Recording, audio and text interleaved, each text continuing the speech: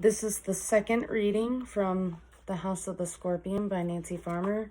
This is chapter 30, and I'm going to start on page 299.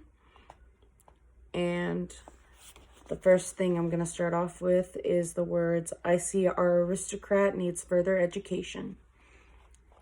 I will begin now.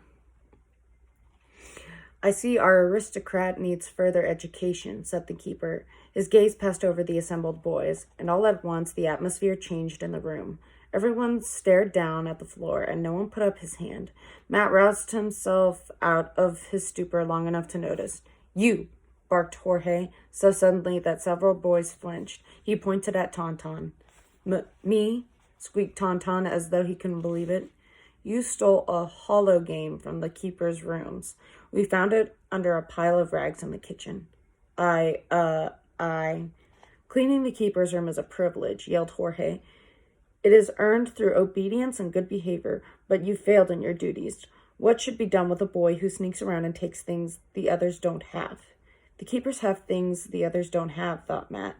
He didn't say it aloud. "He should work extra hard," a boy guessed. "No," shouted Jorge.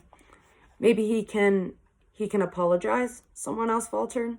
"Haven't you learned anything?" the keeper bellowed. "Worker bees must think of the whole hive. If they gather nectar for themselves and don't bring anything home, the hive will starve when the cold weather comes. That's not what workers do. It's how drones behave. They steal from others. But when winter comes, what happens to the drones?" "The good bees kill them," said a boy almost as small as Fidelio. "Wait a minute," thought Matt. "That's right. The good bees sting the evil drones to death. But we don't want to go quite that far," said Jorge. Matt let out a breath he had been holding. An opium murder was a casual thing. He didn't know what the rules were here. By now, Tauntaun was reduced to absolute terror. Tears and snot ran down the boy's unlovely face. Matt was surprised to feel sorry for him. Tauntaun was a slimy suck-up who deserved whatever was coming. "Assume the position," said Jorge. Tauntaun stumbled to a wall. He leaned against it with his arms stretched out before him and his hands flat against the wall. He spread his legs. "Remember, if you move, it will be worse for you." Tauntaun nodded. The keeper unlocked a small storage closet and selected a cane. Matt could see they were of all sizes. Jorge took his time making the decision. Tauntaun whimpered softly. Finally, the keeper brought out a cane about the thickness of his thumb. He thwacked it against a bed to test its strength. Otherwise, the room was perfectly silent except for Tauntaun's sniffles. Jorge paced back and forth. He seemed to be deciding what part of Tauntaun to hit. The boy's arms and legs were trembling so hard it seemed likely he'd fall over before Jorge laid a hand on him. Matt could hardly believe what was happening. This was so cruel, so pointless. Tauntaun had shown himself eager to obey. He humbled himself whenever the keepers asked, but maybe that was the point. El Patron said easy targets were opportunities to frighten enemies you weren't ready to tackle just yet. "That's me," thought Matt. "I'm the enemy Jorge wants to frighten."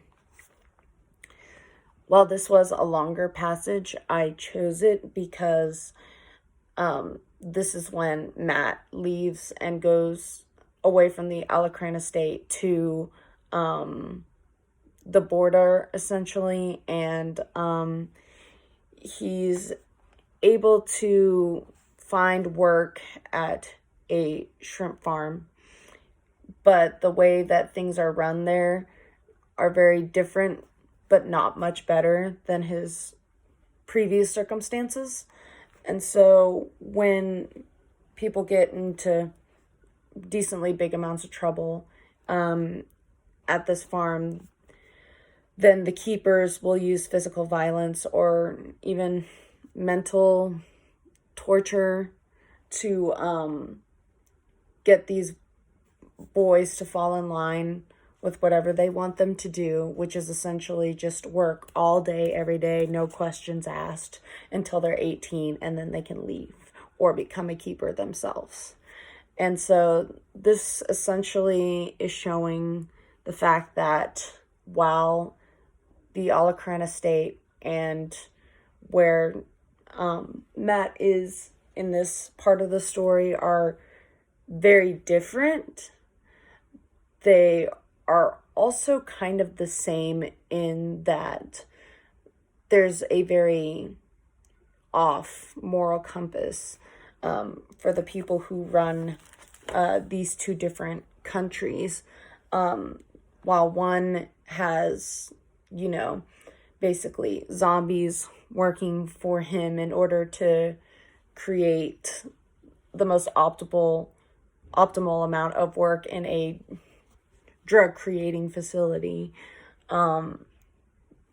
This new place has, real people working for them, like their minds haven't been altered in any way, but they are essentially tortured into falling in line. Otherwise, they could be threatened with death or physical violence. Essentially, it's slavery. So